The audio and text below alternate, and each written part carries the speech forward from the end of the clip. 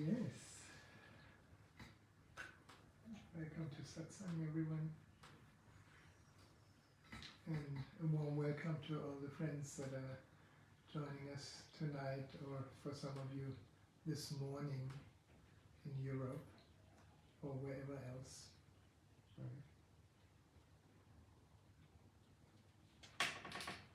Wherever else you are in the world.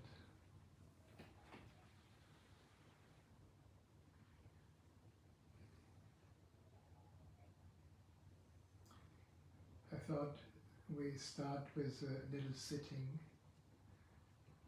maybe a little guidance into meditation, and then I want to leave it up to you and to everyone else.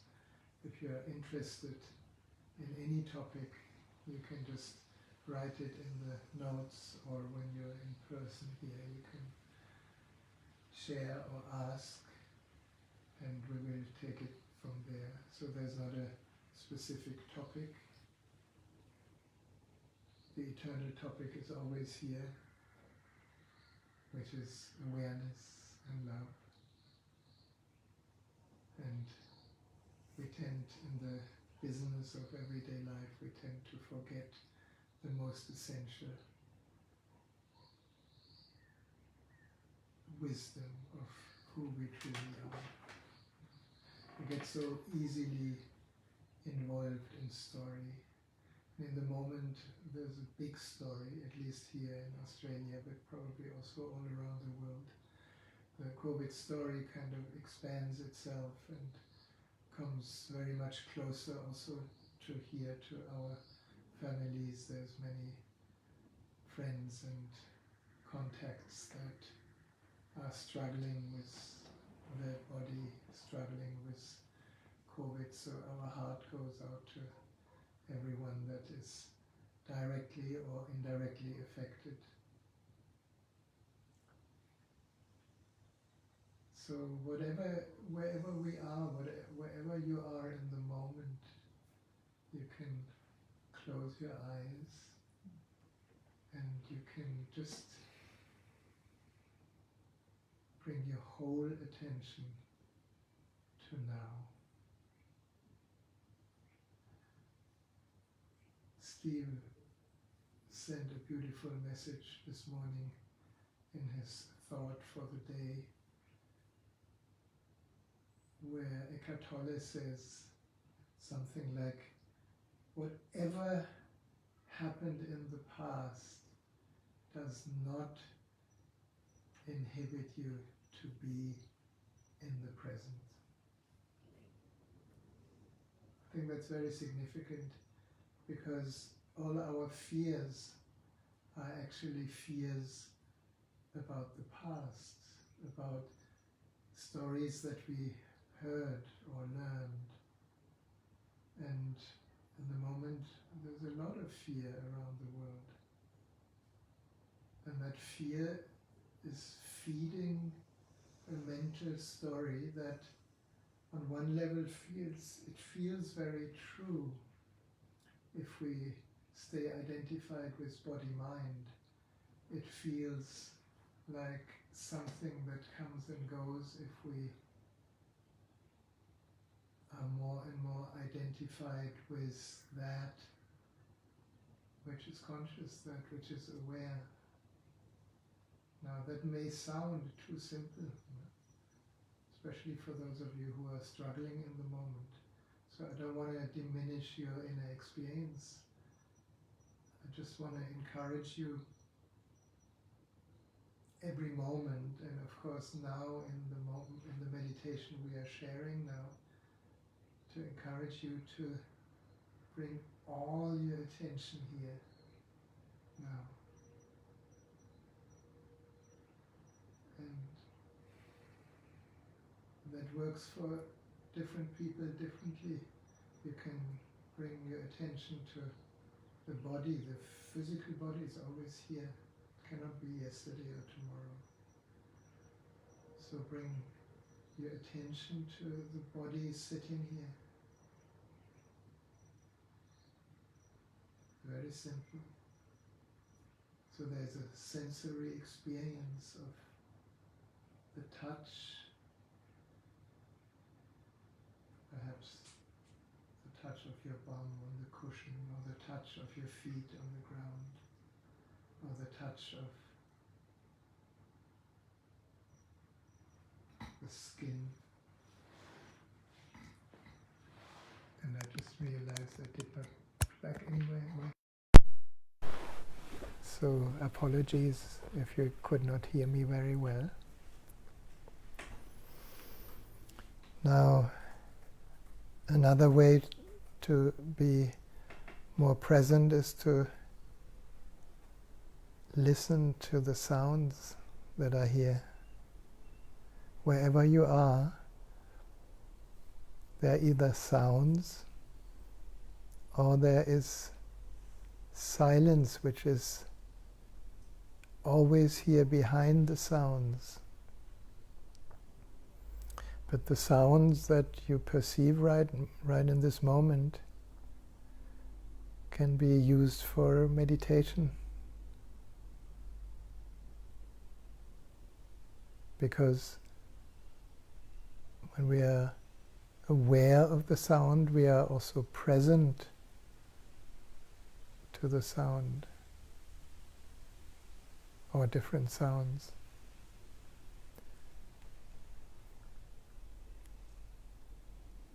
And obviously we can only notice the sound if there is awareness. So it's a very, very simple remembering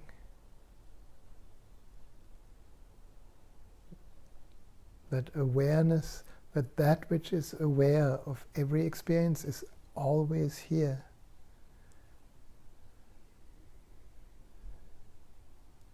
And when you look into that, you realize there is absolutely no effort in awareness.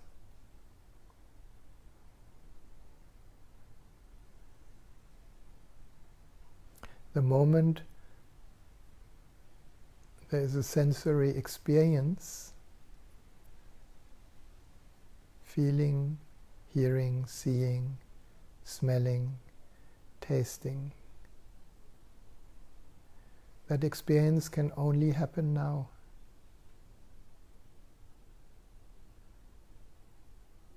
And in the now there is a remembering of that which is aware of the experience.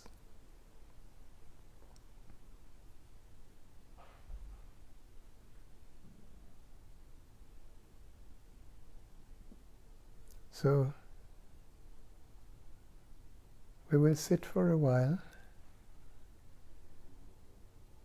and whatever arises in consciousness, maybe it's a feeling, maybe it's a sound, maybe it's a touch, maybe it is a thought form or a story, maybe it is a memory in the mind, maybe it is a thought about the future. Whatever arises,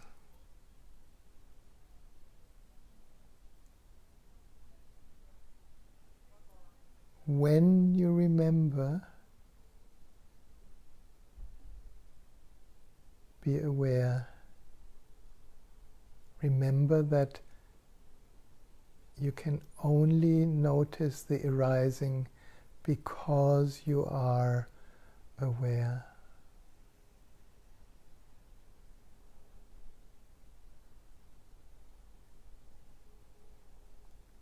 And in that very moment, our attention that in day-to-day life, maybe 99.9% is pulled towards the object of awareness.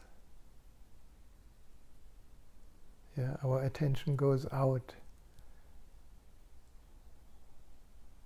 And perhaps as we are sitting here, we can leave the object on the periphery and rest as awareness, rest as that which is already aware.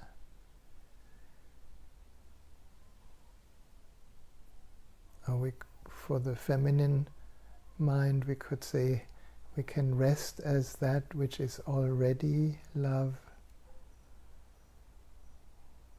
Not romantic love, but love as space.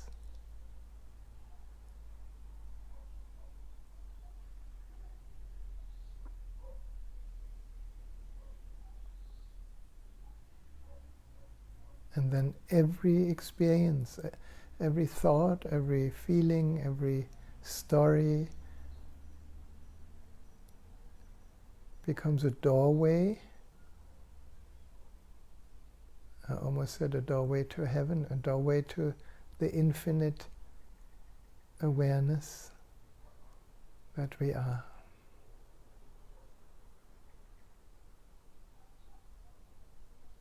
So rest here for a while.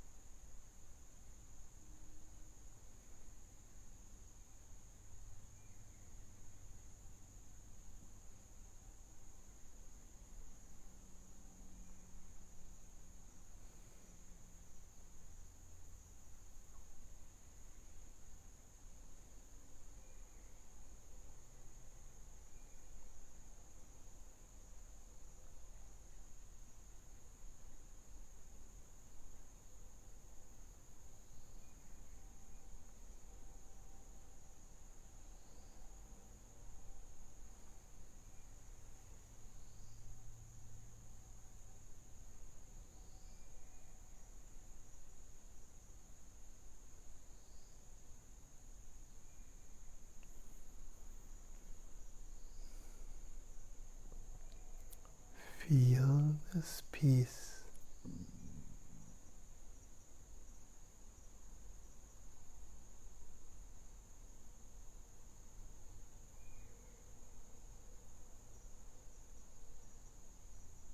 Feel the silence that is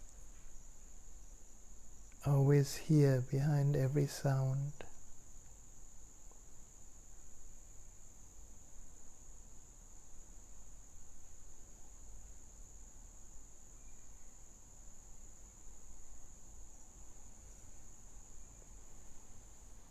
Feel the stillness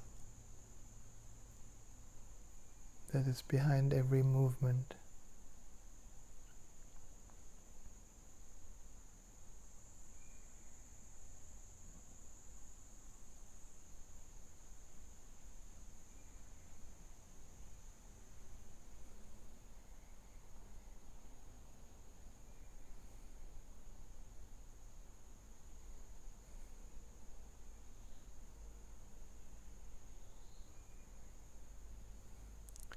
Notice how everything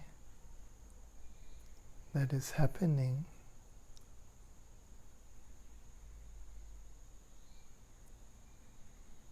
happens without the little me having to interfere.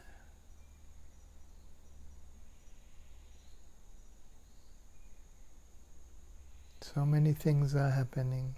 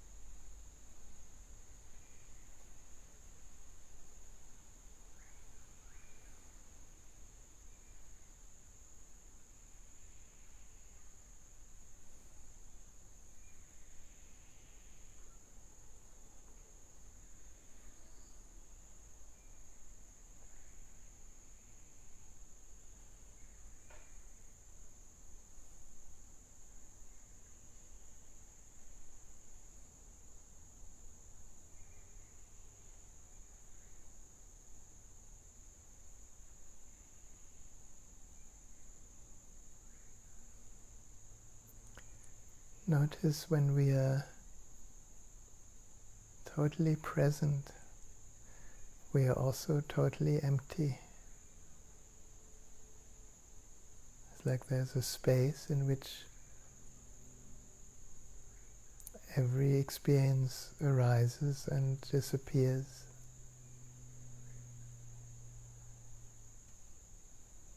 And we are the space.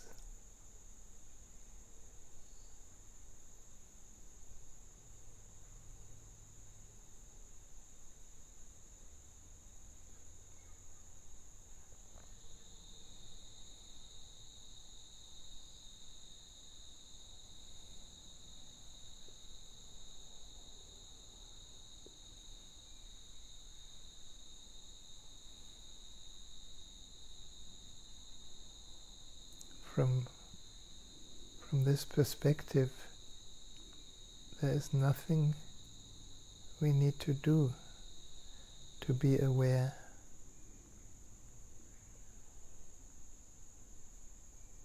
We are already awareness.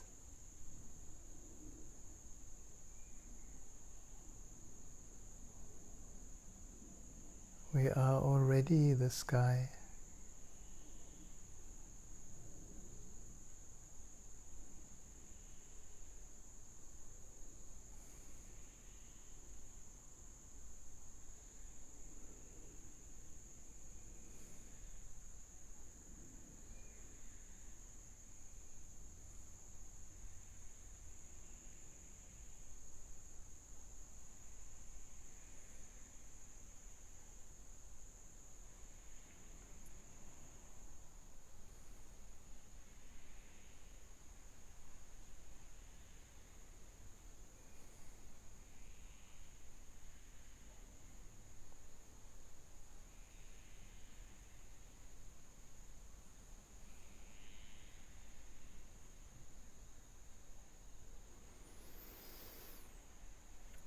Now in a moment when we take a deeper breath,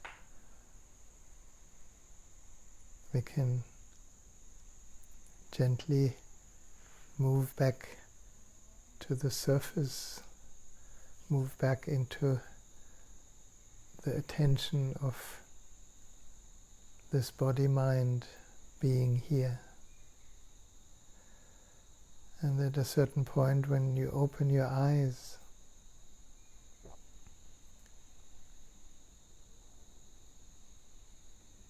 just let that which is already aware receive the visual impression that happens when the eyes are opening. So in a way it may feel like we will be staring into nothingness. It's like the eyes of a newborn baby, where the eyes are not fixed on any object, they are just open windows receiving the visual impressions. So we can take a deeper breath.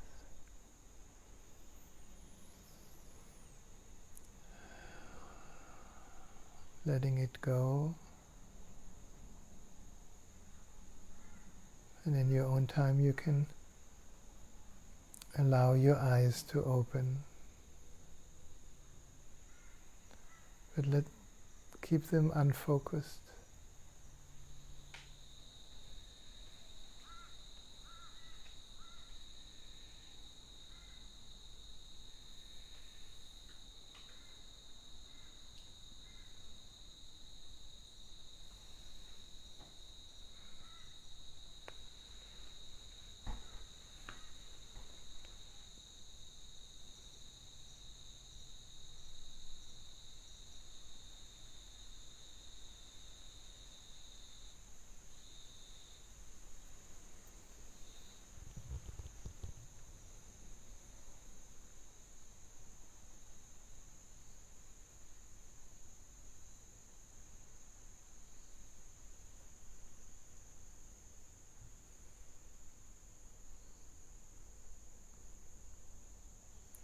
So we may notice after a while, at first the eyes are totally loose, and after a while the eyes begin to become aware of objects.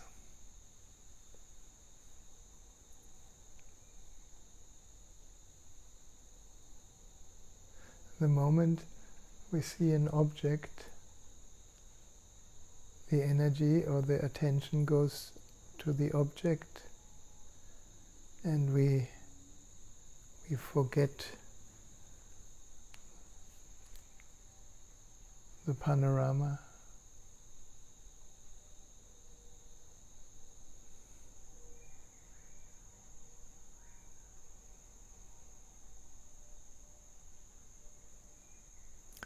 I remember for many years when we've been sitting with Osho and he was speaking in the morning, in the evening, for 2.5, 3 hours, and watching his eyes was very puzzling because he hardly ever blinked, and it felt like there is nothing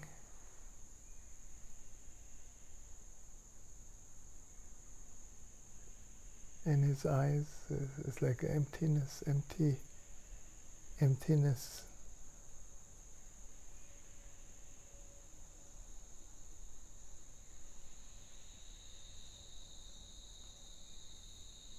And at the same time he was speaking a lot of different stories and wisdom,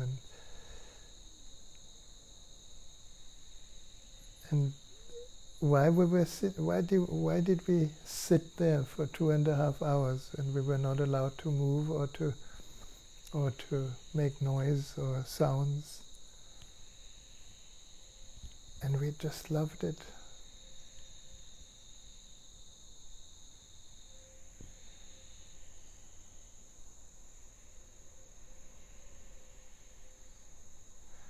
Because it was just a presence, a huge presence, not personal. The last 3 days we were in a different place in nature. We went sailing, we went swimming, we went hiking. And what is it that makes it so beautiful, where we feel so grateful? It's like there is a receptivity, especially when we go into new places where the mind didn't make a story yet about I know this, or this is familiar, or I have been here. When there is not yet a memory, not yet a label on the experience. I could see that for myself, and suddenly everything is totally fresh. And nature, why do we love nature so much? Because nature is not concerned with defining itself. A tree doesn't try to be a tree, it's already a tree. The ocean doesn't try to be quiet or wild, it's already quiet and wild, and everything in between.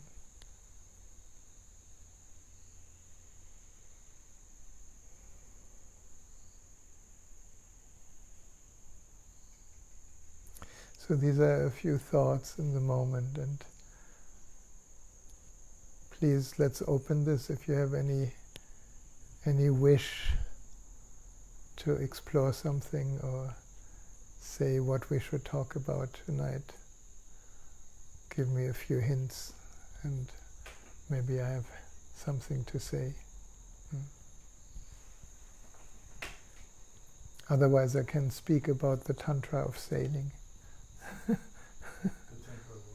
Of sailing.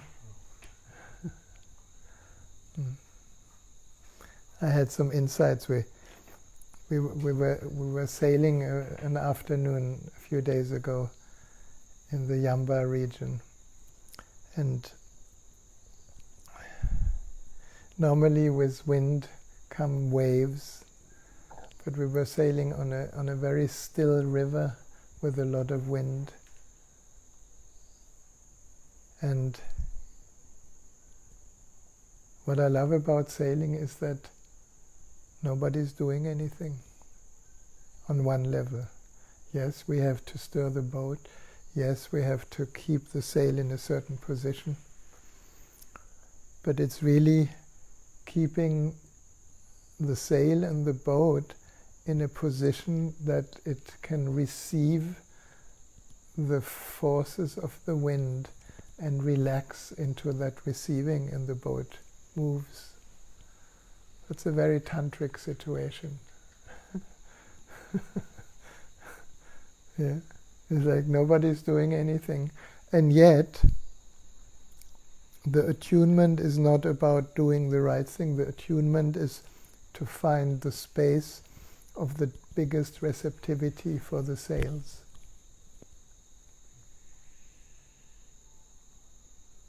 I never thought about this like this, but it's very beautiful, because that is what Tantra is. Tantra is, there may be practices or there may be rituals that we can do which are really just adjusting the sails of our receptivity to become receptive to our own energy and the energy of the other, the partner or the boat. It's not a coincidence that most boats have a feminine name. Because boats, especially sailing boats, are women.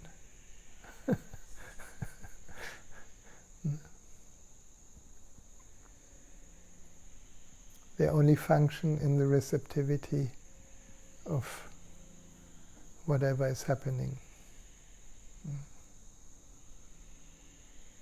Does it make any sense? I'm just babbling away here.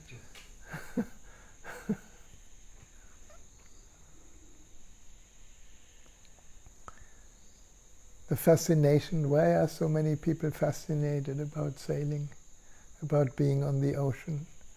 It just includes so many aspects of our true being. We love the ocean. My interpretation is that we love the ocean because it's vast, it's infinite, as much as the awareness that we are is vast and infinite. We are under the open sky. There's nothing hiding the sky, so we're totally exposed.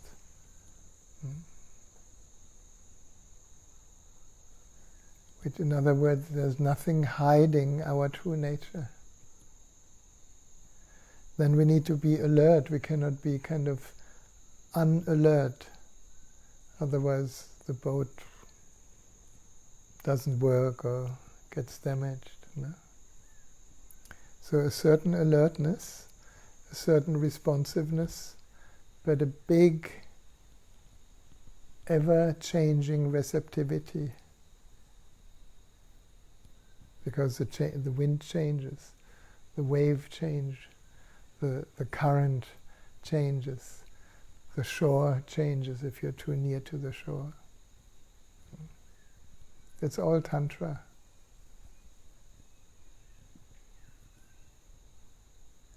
Where we are alert, if we look at Tantra from the male-female aspect, the balance is flowing. It's kind of what Buddha calls the middle way. It's neither too much to the right nor too much to the left. And yet it is a constant, gentle adjustment to that which is given by nature.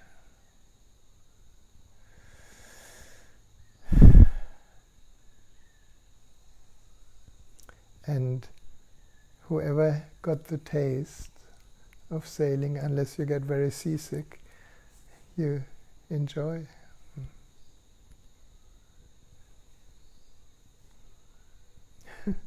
I never heard myself talk about sailing like this, but I think it's interesting to look at it from the tantric perspective.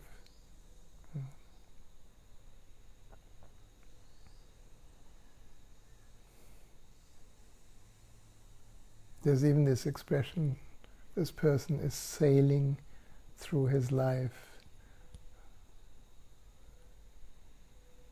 which means the adventurous spirit finds its way in a dance with the elements. So I recommend it. Go sailing. It's a beautiful meditation. Probably this is where I learned meditation first. I grew up on a boat, and at first it was horrible because I was always seasick. But later I went often to the ocean.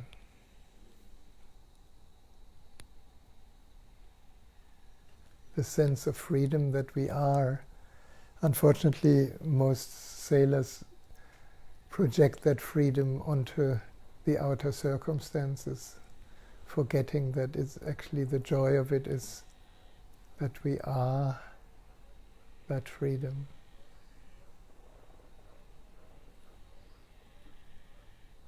If there's any sailor around here that can relate to this and want to comment, please feel free.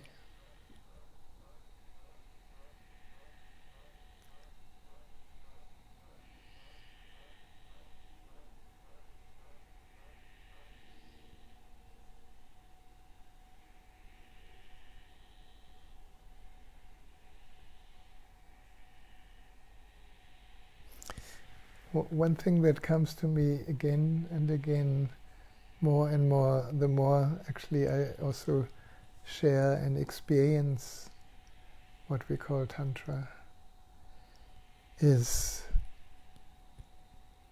the receptivity.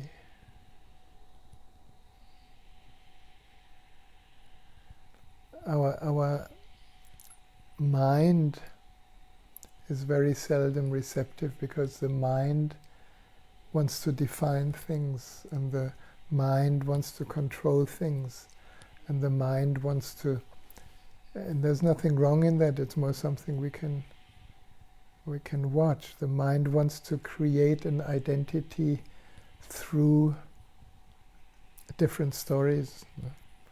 In the moment there's a huge story called COVID. It is a virus that may be a little bit stronger than other viruses, but the main virus is the thought forms around it.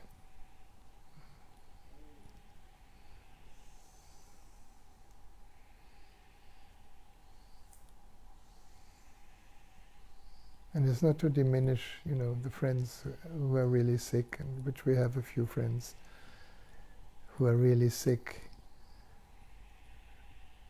and need to deal with the reality of the body being a fragile and unstable form that eventually will go. But before the body goes, I think it becomes really urgent to know that place in you, in me, in us, that is always here, that cannot come and go. And for me, this so-called pandemic is a pointer, is a strong pointer. And if we use the pointer rather than using it in fighting, use it in becoming more, in being more and more present, this moment could be the last one. COVID or non-COVID, this moment. Am I really here? Am I alive? How many moments am I actually alive? And how many moments am I not here, involved in worry, in thought, in problem solving, in anxiety, in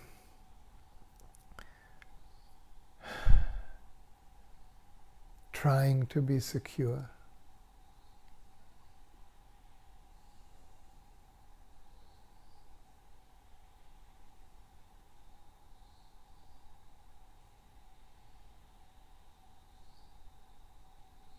And it doesn't need much, it just needs this moment.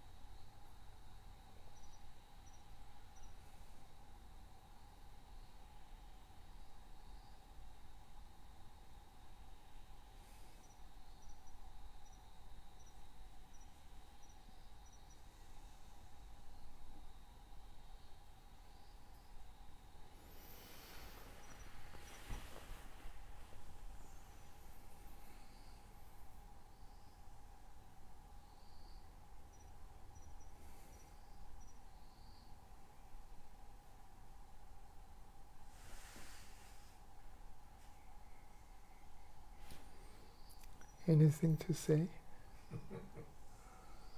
Silent tonight. No comments tonight. No comments.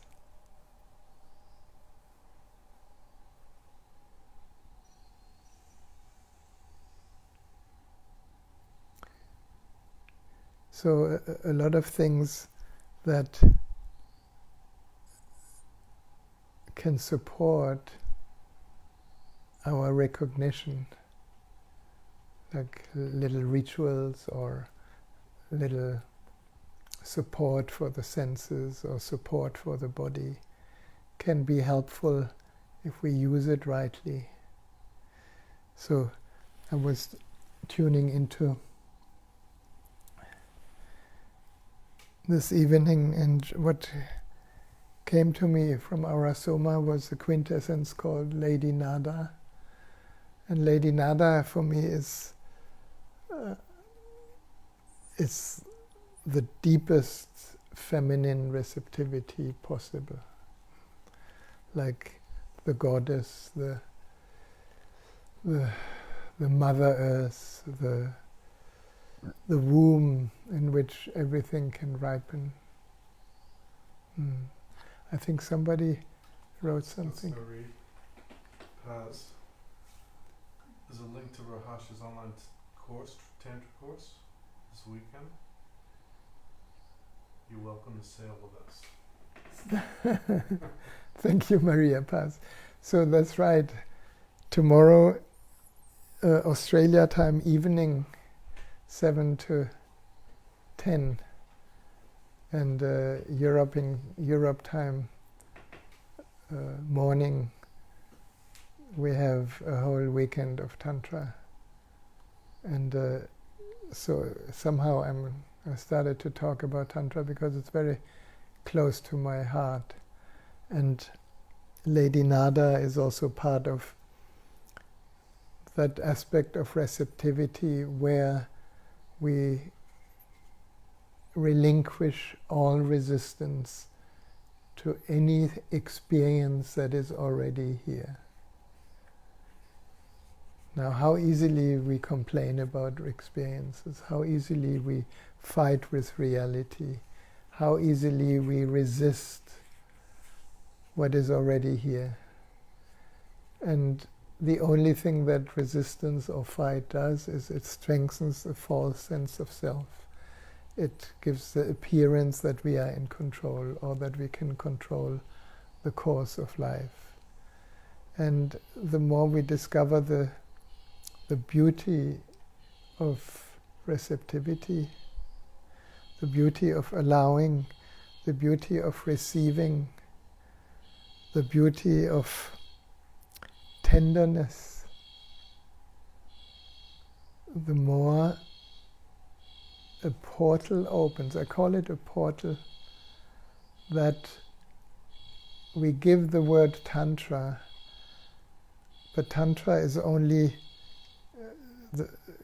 the translation of Tantra means practice or method, but Tantra itself is not a method for a goal. It is a method to open to the mystery of life, to open to the mystery of love, the mystery of merging into spaces that the mind cannot and doesn't need to control, the mystery of life itself. And of course, life can only happen, at least life in form, through male and female playing with each other. You know, children can only happen, except the test tube children, but it can only happen when man and woman come together. And that incredible creativity, that a new form, a new being, a new child can come out of the union of male and female, is just really the beginning. The deeper union is Tantra, is the birth of the Buddha, the birth of the Christ, the birth of the mystery of wholeness. And Lady Nada somehow is like this open womb that is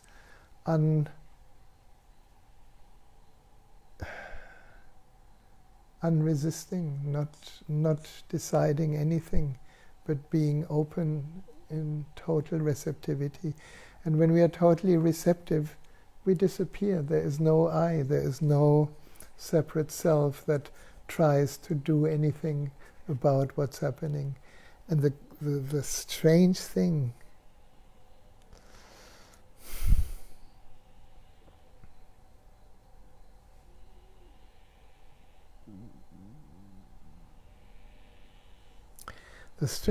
is that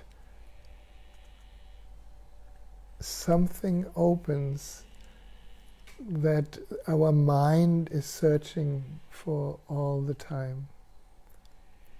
And it's searching because it recognizes this opening in other people, like in masters or in spiritual leaders or in, like Jesus or Buddha or the Christ.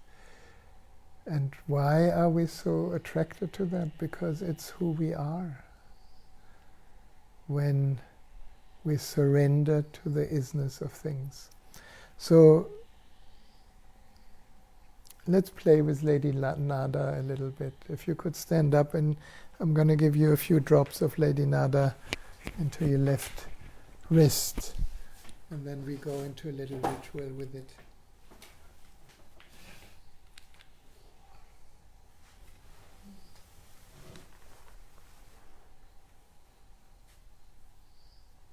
You receive 3 drops, and when you receive them, just rub them into your wrists, the left hand, please. And then you can close your eyes.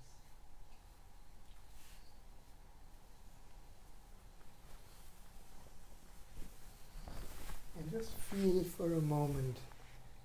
Feel into your whole body. Feel that vibration on your hands. And let it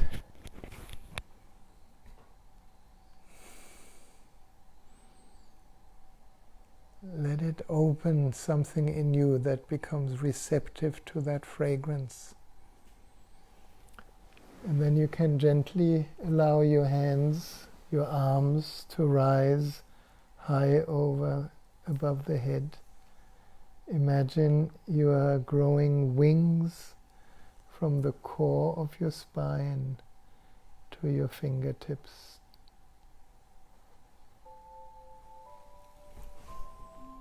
And allowing your wings to open and close above the crown. In the opening, often when you go to the beach and you have a few deep breaths and you open your whole being, your arms to the wind and to the sound of the waves. This is when we become really receptive. And in the closing, allowing your wings to cross over the middle line of the body above the crown to bring this quality of receptivity into all the layers of your aura. In the opening, open to the whole universe. It is not just outside. It is within. We are the sky. And in the embrace, embracing that vastness within you.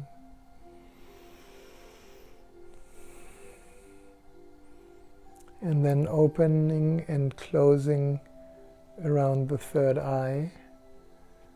And here in the opening, imagine your wings can just open the curtain of all our projections, of all our identifications, what we think we are.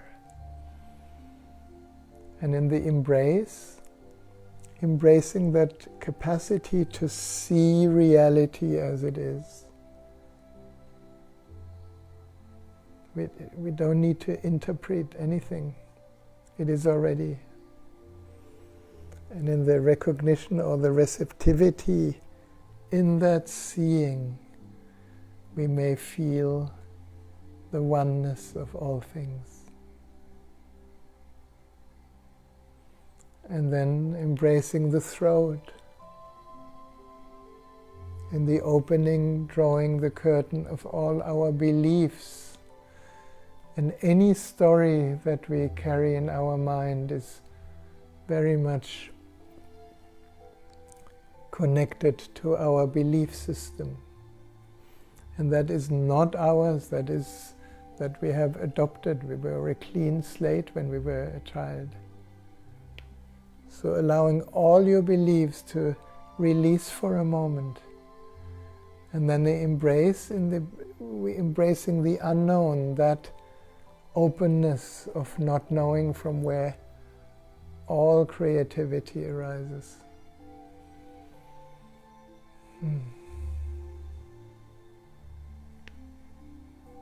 And feeling that true expression, which moves through the throat in art, in singing, in voicing, in speaking, happens from not knowing. Then it is not you speaking, it is the whole, the universe speaking through you.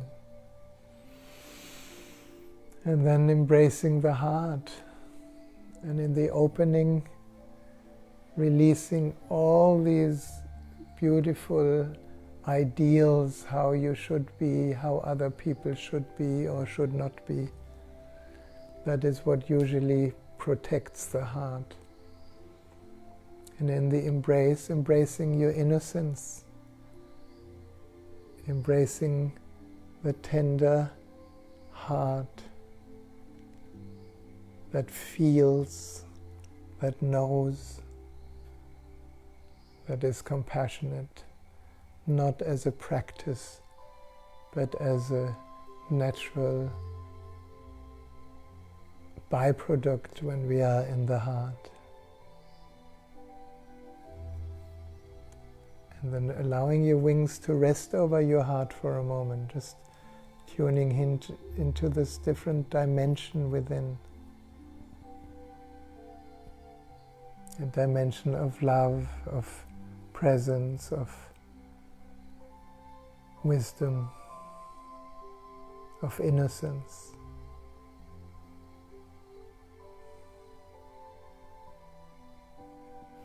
And then we can open our wings, embracing the solar plexus. In the opening, releasing all our armor and laying down all our weapons that we so tightly hold on to usually. To open up to our uniqueness, to open up to all the gifts that this body-mind has been given just freely through your birth. Opening to your individuality, to the recognition that there is no one like you, like this form, this body-mind in the whole existence.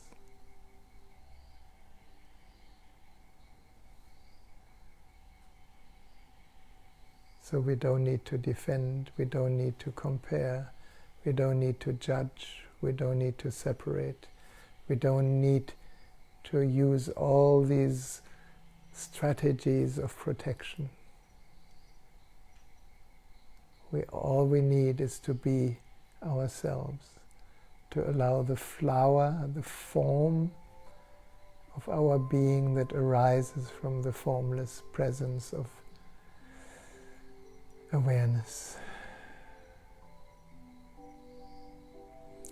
Then opening your wings around the second chakra, the feeling body. In the opening to all these hidden hurts. They are just memories, they're just thoughts that have become stored in our feeling body. We call it trauma eventually. But all it's needed is to open up, to let it be open to the sun, to the rain, to the wind, to the sky. And in the embrace, embracing with utter receptivity and tenderness whatever we decided we never want to experience anymore. And maybe we don't need the experience, but we need the space in which all is held, because that is who we are. We are the whole existence, and the whole existence is a healing force. And then opening your wings around the first chakra, opening to life itself in this body, to the vitality in every cell, and allowing the receptivity, the fragrance of Lady Nada to move along the legs all the way down until you touch Mother Earth. And this is a good moment to let go. Let go anything that has defined you. Let go of anything that you thought you are. You can have it all back in a moment, but for now, become empty. Pour it all back to the earth until nothing is left. And then ask yourself, who am I when everything is gone? And you will find I'm still here.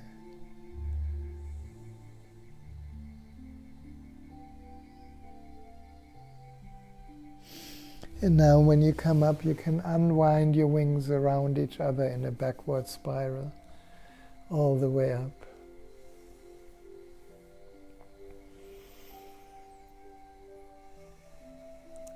And open for a moment, open your wings. And feel yourself like an empty vessel, full of love. Receiving the grace, receiving the blessings, the benediction of the whole universe. It's constantly showering on us.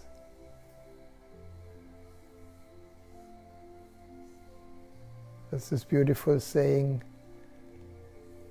the Tao or grace surrounds us all the time. We just need a moment to be open, and it is received by the one who is aware. Then you can bring your palms together and your wrists close to your nostrils, and taking 3 deep breaths of this fragrance into the temple of the body.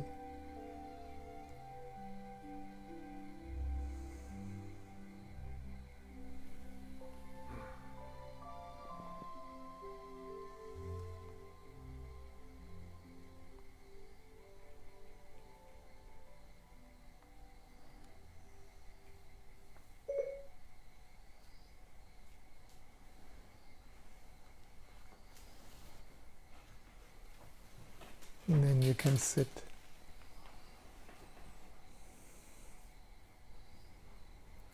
And let's sit a little bit with Lady Nada. Feel how these vibrations are lifting our energy field.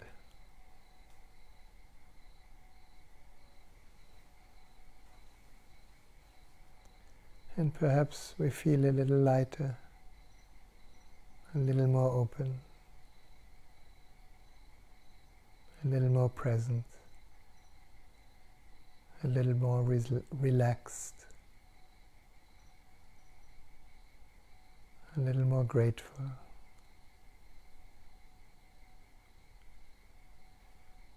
A a little more in awe about this incredible existence.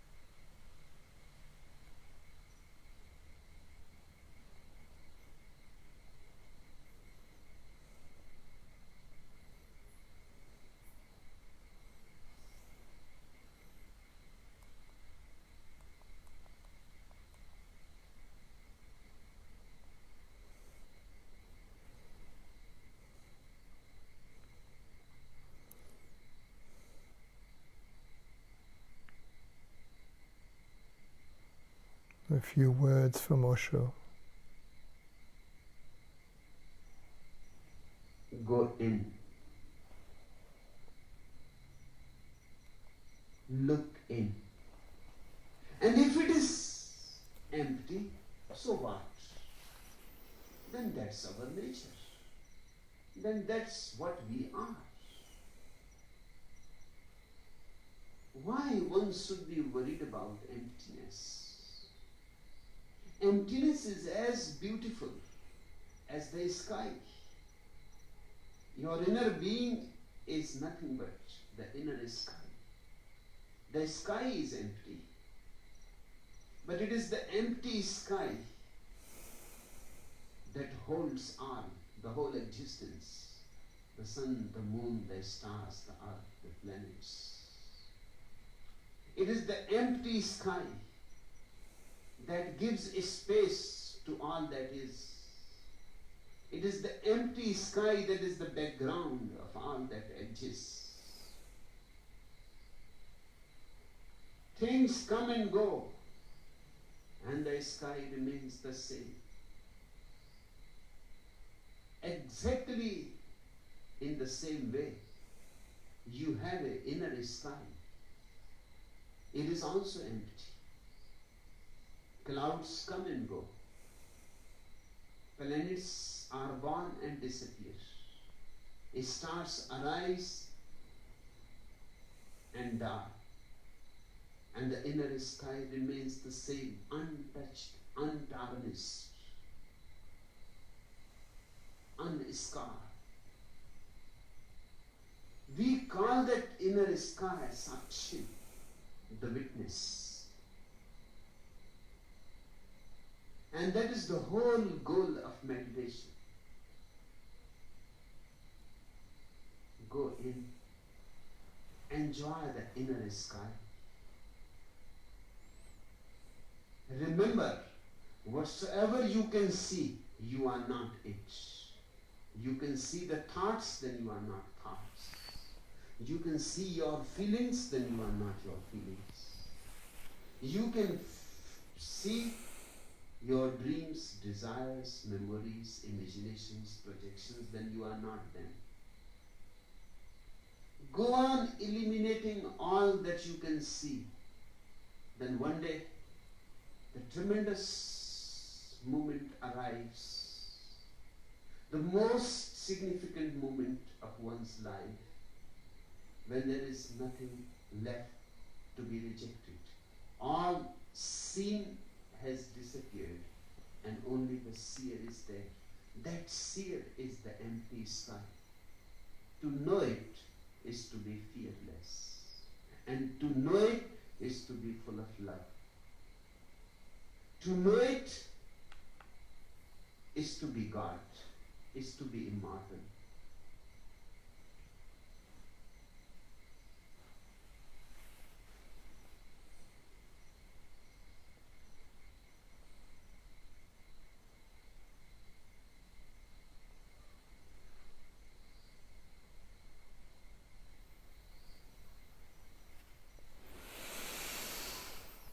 Yes.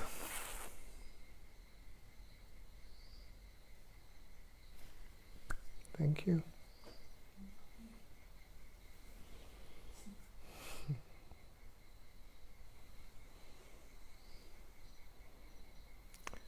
Thank you for being with us tonight, and remember the inner sky, and there's another satsang next Friday, but tomorrow and day after tomorrow, the art of love and intimacy, 3 hours each day, where we go deep into the mystery of Tantra. That's a Swedish course? It's organized by Spread the Word, a friend in Sweden, or a few friends in Sweden that support us. It's for anybody. It's for everyone. It's for everyone. It is the second online course, we called the first one the Tantra 1, and this is Tantra 2, but you can all participate. It's recommended that you actually listen to the Tantra 1 recordings first, then we don't need to repeat ourselves tomorrow. But we go very deeply into, Tantra has so many aspects, and a lot, especially in the West, a lot is taught about, how to refine your senses and how to get more ecstatic and how to feel more alive, which is very beautiful. And the approach that I've been sharing for many years is basically a royal way to, to remember who we are and to remember the love that we are, to use the relationship you are in, whether you are in a relationship or it's your relationship with the universe, that if you don't have a partner, that can free you through very simple understandings. And Tantra is kind of a royal way. So we will explore some meditations from the Vigyan Bhairav Tantra and some hints that Osho has given over the years. And it's going to be a very beautiful and deep journey. It's here in Australia, it is at 7 o'clock, so 7 to 10. No? PM, yeah. Tomorrow and day after tomorrow. And Maria Paz has put the link to apply onto this recording of Facebook Live. So you go to my Facebook page and you can find it. No? Thank you. Have a wonderful rest of the evening, rest of the day, and thank you for being with us, because even if we cannot see you, we feel you, and we are creating this invisible field of energy and love around the planet, which is really needed, no? More than ever. So be blessed, be well. Namaste. Thank you.